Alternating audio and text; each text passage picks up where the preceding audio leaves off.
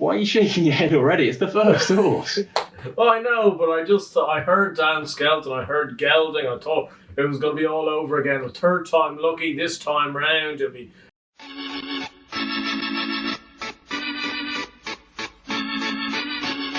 We're out of hibernation and it feels great. Welcome back to the Let's Talk Racing YouTube channel in association with Racing TV, and welcome to our first video of the 2022/2023 jump season. First time viewers might be thinking, lads, it's the middle of August, why are you talking about the jumps? We understand that that might come across slightly strange if you've never watched us before. However, regular viewers will know we like to get in early. We got in early last year, actually earlier than this, so we've done well to hold off until the middle of August. So I'm actually having a pat on the back for that. But what we like to do is we like to get in early, like to talk about new exciting recruits or maybe established horses from last season. Then when everyone starts talking about the jumps, we're already a couple of steps ahead. Hopefully we can find some superstars for you. Last year we did quite well throughout the season. It was favourable mentions to Vauban and Facile Vega as well. They both went on to win at the Cheltenham Festival. We got in there nice and early, although I spent the whole year talking about Ben Ord, who never went hurdling, and said the one horse who I'd love to replace him with is Vauban, and never did. So that's just what happens. But Andrew, how's the summer been keeping you? Yeah, absolutely fantastic. Been busy enough with obviously cricket commentary. I know a few of the followers and watchers of it may have seen me on BT Sport even a few days ago. But no, that's been going absolutely fantastic. And you've mentioned all this Facile Vega, Vauban, yeah. The people were here for Bardenstown Lad, given to them in the first week of October, an Albert Bartlett horse in October. They think it's absolutely madness, and he comes and finishes third. If only the cheek pieces were on. I have sleepless nights thinking about what would have happened if the cheek pieces were on. And of course, on that note, we have something a little bit different to give you this year as well, something a bit extra. We've got LTR Plus here on YouTube, which is coming to you at a very small fee, but will give you extra videos throughout the week, one video each week. It will also give you members only live streams. It'll give you plenty of other perks throughout the season as well, if you want extra from the two of us. And of course, with this 5 horses to follow and horses to follow throughout the National Hunt season, we've already got an extra video up on LTR Plus for you to watch if you should be interested as well. And also, I think throughout the season, when we're looking at those Thursday videos that we usually do, that will continue to be the same throughout the season. So your viewing experience of Let's Talk Racing will not change one way or the other. But just sometimes you have a Thyestes on a Thursday. You've got something midweek that we can't quite get around to. That's where LTR Plus will nip in, and that's where we'll be all having a very good time. That's it. As Andrew says, an extra video a week, every single week. That could be Cheltenham talk. It could be analysing the weekend's racing in slightly more detail, maybe vlogs behind the scenes, stuff you don't get to see. Like you say, we might preview a meeting that we might not necessarily manage to fit in on one of the weekends. But the one thing I'm most looking forward to is the members only live streams before the big festivals, every big festival right before it happens, with some special guests as well. So if you do want to have a look at that, you can click down below, click join, and it is £2.99 a month. All the details are there. Please do go and check it out. And there's also a video ready and waiting for you to watch. So let's get into this video. We're going to be giving you 5 horses to follow for the upcoming jump season. That could be new recruits, it could be established horses, it could be horses that might not necessarily have done much, but we might see progress throughout the upcoming National Hunt season. I'm going to kick things off, and I'm going to kick things off with a Dan Skelton horse. 6-year-old gelding called Lac de Constance. Now, he was a £135,000 store horse. He was unbeaten in 3 starts over hurdles last year, including a listed race at Exeter, where he beat Pecking Rose of Thurglow Bryan, a classy horse in his own right. He's been very impressive over 2 miles last season, but I think now novice chasing, which is what he will do this season, and maybe a step up in trip, he could really be top tier. Now, I'm not sure he's going to be keeping the same company as those top Irish horses, but I look at him as a horse that could dominate a lot of graded novice chases this year over in Britain. Maybe something like the Scilly Isles could be his ultimate aim may be the 2.5 mile novice chase at Aintree, because we know Dan Skelton is slightly wary about those Cheltenham races, especially with Irish dominance in recent years. I'm genuinely not sure I'm more excited about a horse at Dan Skelton Yard than him. I think he slipped under the radar. Why are you shaking your head already? It's the first horse. Well, I know, but I heard Dan Skelton, I heard gelding, I thought it was going to be all over again. A third time lucky, this time round it'll be aimed at the Grand Annual or the cross country or whatever. You'd want a race that he may win. He might win the Scottish Champion Chase one year. But now we've got another horse now that's from Dan Skelton, a strong travelling horse that's going to be novice chasing. He will win some races. We'll be here in November. Josh will tell me he'll win the Oracle, and he's got no chance. It's just not going to happen. I'm being very realistic. I think he'll dominate races over here, but might come up short when up against those good Irish horses. Come on, give me your first one. Yeah, well, I'm actually bucking the trend from my usual, and I'm actually going to put up an English horse as my first horse to follow, and it's a horse that Tom Lacey's called Blow Your Wad. He's actually a bumper horse. He's yet to win a race under rules. He was second on bumper debut when green as grass, and he was pitched immediately into the Aintree Grade 2 bumper at the Grand National meeting, won by luck away, and he was back in fourth. Again, very green in the process. I think he's going to be a horse that Tom Lacey will bring along pretty slowly. I think he'll start off again in a bumper and try to win one of those, which I think he will be able to do so before maybe going novice hurdling later on in the year, and potentially end up coming into being a very good horse come the springtime. I just think he could be a horse that will constantly improve throughout the year. I'll be backing him certainly on bumper. Well, it won't be bumper debut, but his first run of the season, which most likely will be in a bumper, and hopefully going on through into his novice hurdle career. I think you'll find probably throughout this video, Josh, and throughout all the videos we do of horses to follow, that you've probably nailed down more horses that we may see in those spring festivals, winning Grade 1s at Cheltenham, winning Grade 1s at Aintree. I'm focusing on the Wednesday at Wincanton. I'm focusing at the Thursday at Thurles, in the middle of the winter, and when people need a winner most, I'm your man. There we go. So that's your approach. I'm going to try and find the next horse I'm very excited about, and he's a 4-year-old trained by Gordon Elliott, and it's a horse called FOXFIRE Glow. He's recently come over from France. He finished second on his sole French start behind Kirov. I'm not sure if that's how you pronounce it. Anyway, Kirov has since gone on and won a Grade 1 actually on his next start. So that form stacks up, and he was only beaten a neck that day. He's been bought by JP McManus for €315,000. Gordon Elliott is already very impressed with his early homework. I can't imagine he's done too much, but Gordon's very impressed, and novice hurdling is on the cards because he is eligible, because he hasn't won a race yet over in France. So FOXFIRE Glow, a 4-year-old, could mix it at the top level. That sounds a very good, plausible case to me, Josh. Second one for me comes from the John McConnell stable. Now, obviously, plenty of people will know my affiliation with Bardensdown Lad. He's not going to be my horse to follow because, of course, we followed him throughout the whole of last year, and fingers crossed we'll be able to do so again this year. There's another horse that John McConnell trains that I'm already pinpointing as the Bardensdown Lad for this year. That may be coming out in a video or two's time, but the one I'm going to put up from John McConnell's stable is actually a horse called ENCANTO Bruno. Now, for all of those that have a Disney Plus subscription, they'll see that obviously there was a brilliant Lin-Manuel Miranda film, ENCANTO, with a weird but wonderful character called Bruno. Now, ENCANTO Bruno, as it happens, looks a little bit of a weird character, but a very talented horse. He's won his point-to-point, and he won his bumper at the start of the summer as well. Now, this is one of those, if he was trained by somebody else, we'd be hearing all about it, because only 2 horses have run from the race since. The second, Cash the Check, who's won pretty easily, and the 8th, Finn the Magician, who was beaten 30 lengths, won at Perth last week as well. So therefore, this horse has got form that's already stacking up. He did it in the style of a horse that will continue to improve with time. I think John McConnell has usually said when he's got a very good horse that he'll build them up slowly, maybe target races in England, you know, in the north of England, in Scotland, to build this confidence up. And it wouldn't surprise me at all if this horse goes on a bit of a run. I think he could be one of the best horses John McConnell has got his hands on thus far.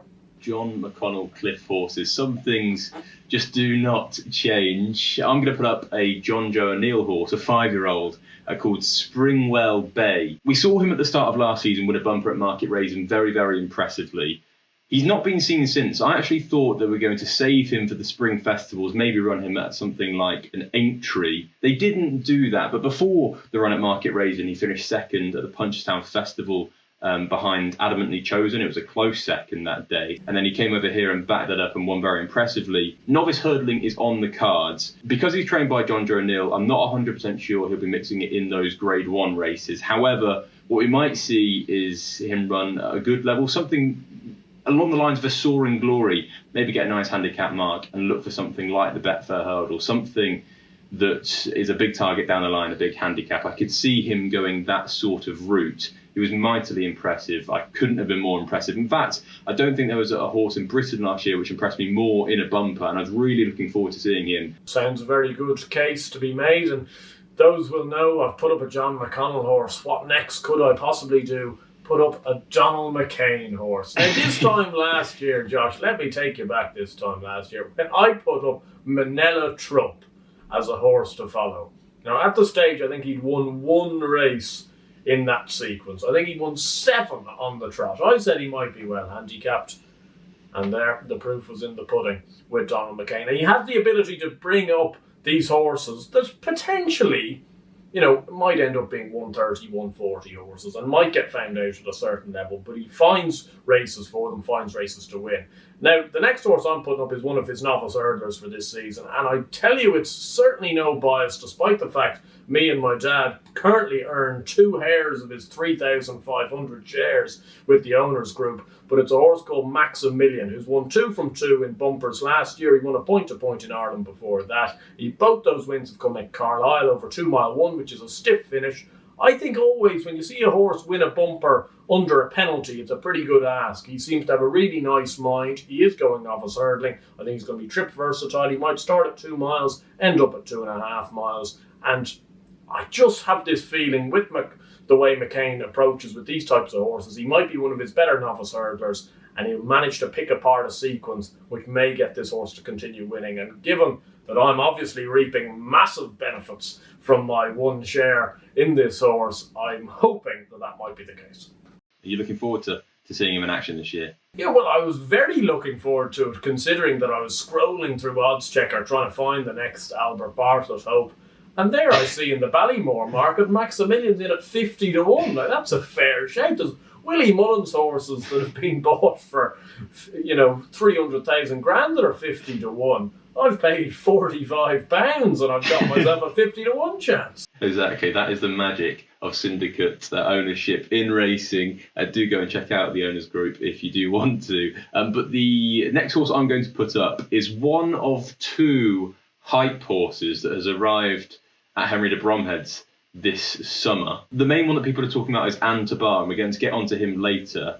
I'm going to talk about Barry the Butcher. He's a 4-year-old. He is 95% going to Henry de Bromhead's, but he's not there yet. He's still at the pre-training yard of Emily McCann. 95% he goes to Henry. Henry is a big admirer of the horse. Now, in his point-to-point, the second place, who was 10 lengths behind him, was Croke Park. He since won and sold for £400,000 to Gordon Elliott, the Aintree sale or the Cheltenham sale. Third was a Ballybeg Boss, who won next time out and sold to Donald McCain for £50,000. Look to the West, who fell when out of contention. He was probably going to finish 4th, then won next time out by 10 lengths in a point-to-point. So that form is really, really stacking up. Now, because he's likely to be trained by Henry de Bromhead, I would say a bumper campaign is probably off the cards. I would say that the chances of him running in a champion bumper is extremely unlikely. He might be one of those horses that we don't see until the latter stages of the season. I could see him turning up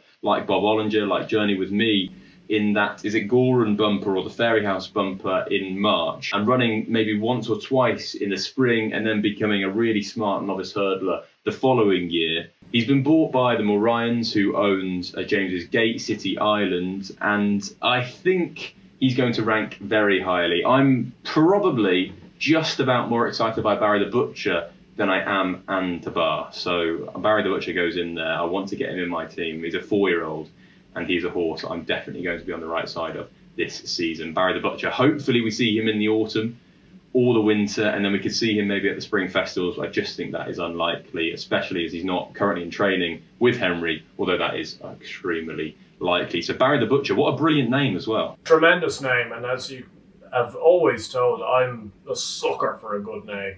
And Barry the Butcher, look, the point-to-point form's beginning to stack up. I would agree with you. I don't think he'll be given a hard time if he does go to HENRI's this year. Look, HENRI doesn't like to overface his bumper horses. He might have a bumper season, theoretically, but it won't end up with him rocking up at Cheltenham or Aintree or anything like that. So it's something certainly to bear in mind. Well, I did say earlier on in the video that I'm looking for something a little bit more off the beaten track, and that is the case in general, as you'll see throughout these videos. But I do, considering Josh is putting up all these very good horses and potentially Grade 1 winners, Cheltenham Festival winners, I have to get a few in the team that are going to represent me at the big meetings.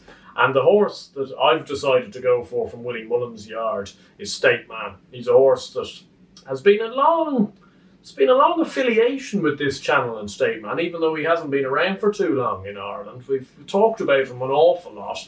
He was both our handicap naps for Cheltenham last year. He obviously won the county hurdle head and chest. He went to Punchestown after that and won the 2.5 mile Grade 1 there very easily. 3-Stripe Life's probably a bit over the top, but I think Flame Bearer ran his race, and I think Flame Bearer is a very, very good yardstick to be dealing off the Pat Doyle horse. So I think he's done that very nicely. Very hard to know what he'll do this year. I think he'll stay over hurdles, personally speaking, and we might see him have a crack at maybe the Morgiana hurdles will start off at Punchestown where he's won before, and maybe see whether he can develop into a champion hurdle prospect. I know it's not something that plenty of the viewers of this channel and viewers of this video won't know already with State Man. He's not one of the ones that I've plucked out of the sky, but certainly out of Willie Mullins' horses, he's the one that I'd most like to develop into probably a really good horse, and fingers crossed he can put himself properly in that Grade 1 picture and maybe as a champion hurdle threat to Honeysuckle and Constitution Hill.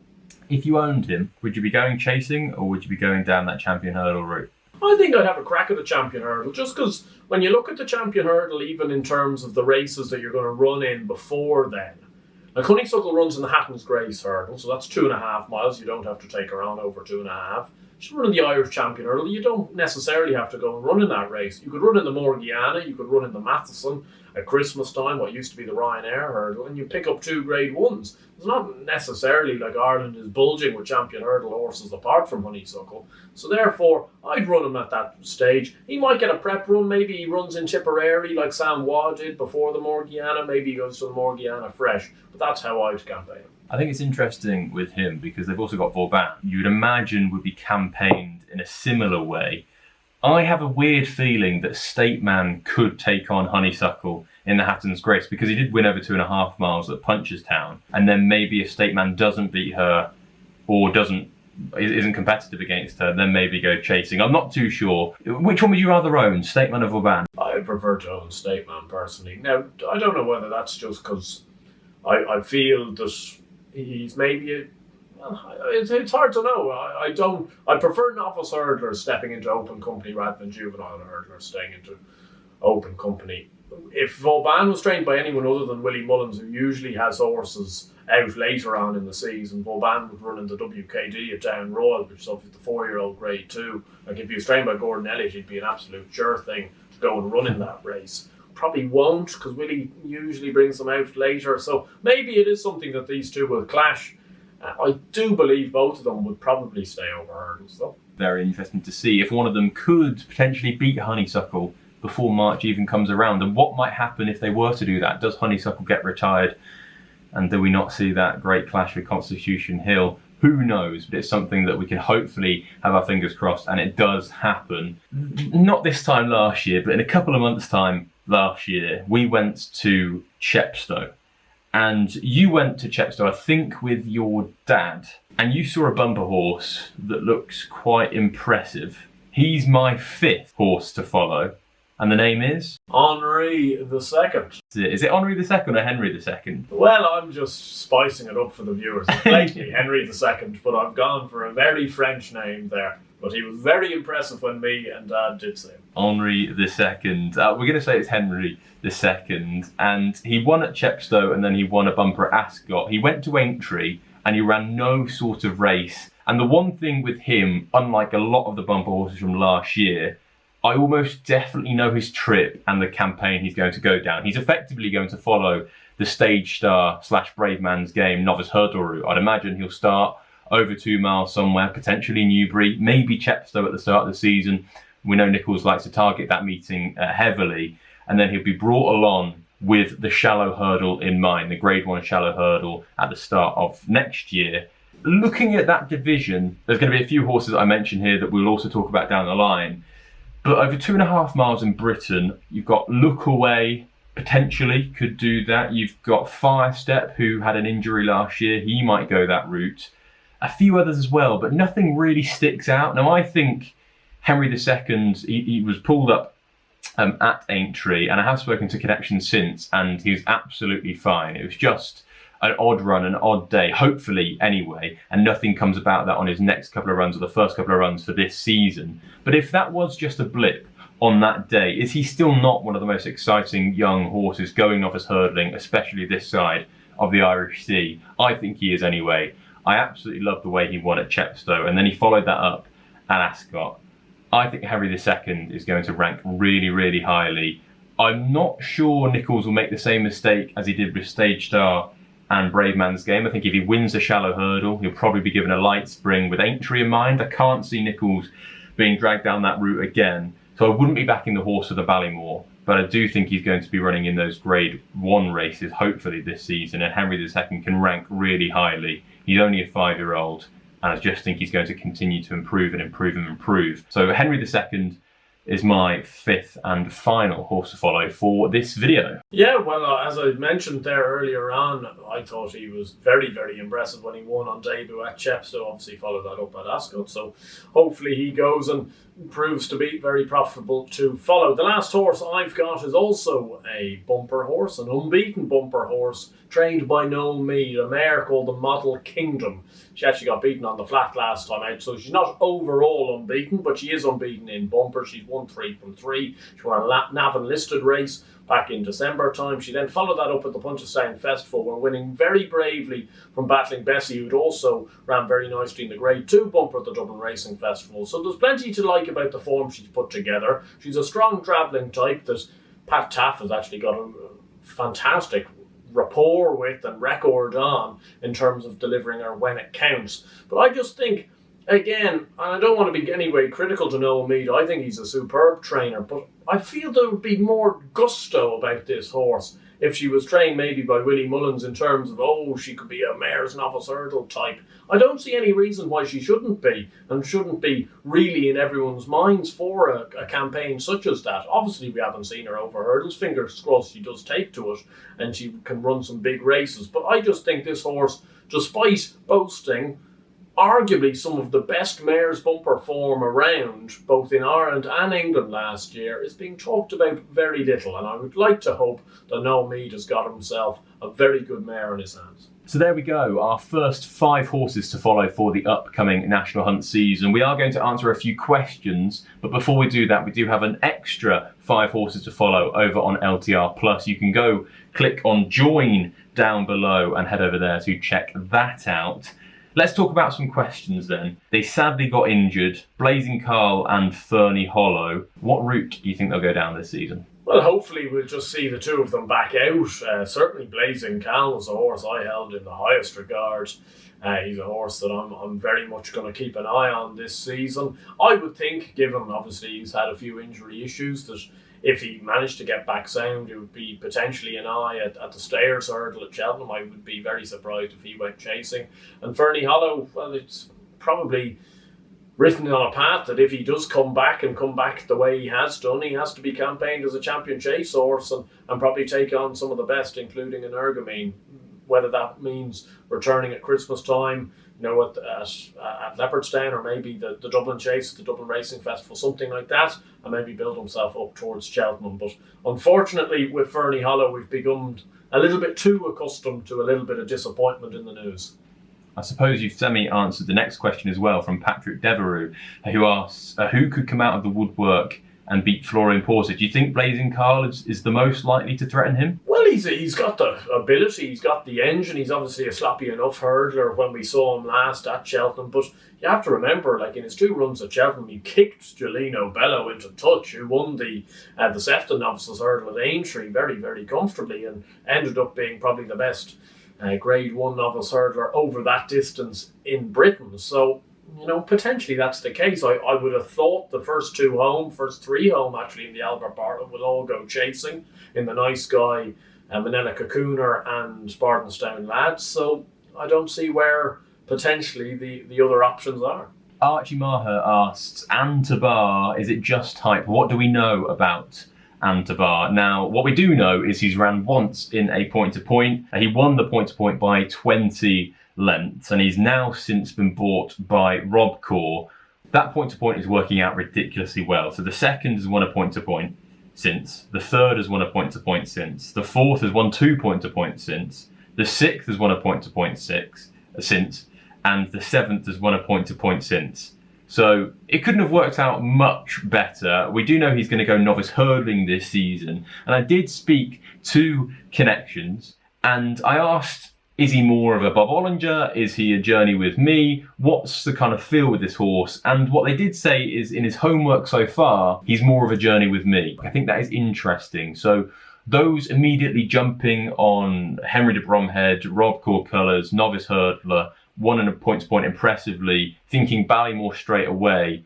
I just want to see him in the flesh on an Irish racecourse. I think if he shows a good turn of foot there, then you can definitely look at those graded races in the spring. But so far, I would just want to see it.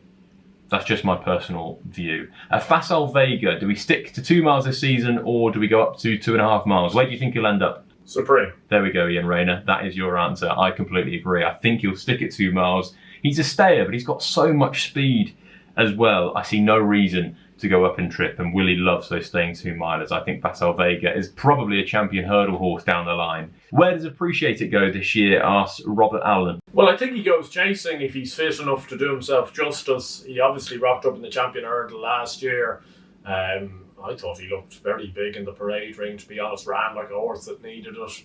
I would hope that he goes chasing. He would probably go up in trip, maybe 2.5 miles, maybe take in a few of those races, like the Killiney Novices Chase, maybe the Flowgas at Leopardstown, and see whether he might be a Marsh horse, or maybe, a Turner's horse now as it is, or maybe a 3 mile horse. I think he's extremely classy, but he's a 3 miler, and his class has simply got through those races over 2. I don't think it was a vintage time for novice hurdlers when he was dominating over in Ireland. I think he's a very good horse, but the second, Ballyadam, for all of those Irish runs, hasn't really done much since. I think he's going to go up in trip, and I have a weird feeling, and this is just my personal opinion, I wouldn't advise backing him for the race. I think we'll see him in the Festival Novices Chase over 3 miles, obviously dependent on the Nice Guy, see where he goes, but Appreciate It, I think is 3 miler. I think he's going to be at his very best over 3, and hopefully we get to see that this season. And then the final question is American Mike, who finished second in the champion bumper to Facile Vega. What's his likely spring target? If you were going to have a guess now, I know it's very hard to say, but James Russell asks, what do you think his spring target will be? I would personally say Ballymore. Well, I'd say Ballymore as well. I would say his medium winter target would be the Lollers and Ace race obviously at Naas in the first week of January. I think that's very similar to what you've said about Henry II and potentially a Shallow Hurdle. If Gordon has a decent horse, has a decent 2.5 mile novice hurdler, that will be the immediate aim. He'll test his Grade 1 credentials and then see if he's up to being a Ballymore horse, and the way I've seen it so far from him, I'd say he is. Yeah, you'd look at Envoy Orlen and Ginto in the last few years and follow that kind of path, I would imagine. So there we go, American Mike spring target, the Ballymore, in our opinion. It's only our opinion. We're just here to discuss conversation. Nothing is absolutely final.